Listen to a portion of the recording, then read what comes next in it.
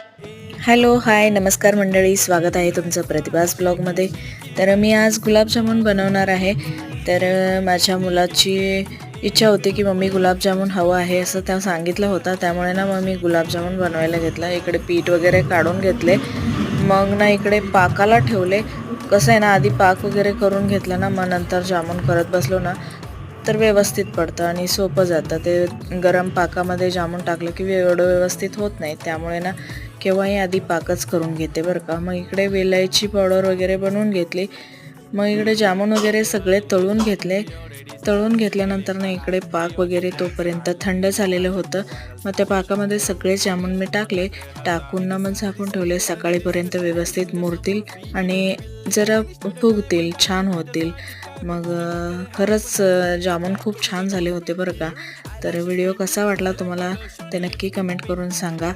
तुम्ही कशा प्रकारे जामून बनवता तेही मला नक्की कमेंट करून सांगा. तर भेटूयात नेक्स्ट ब्लॉगमध्ये. तोपर्यंत बाय.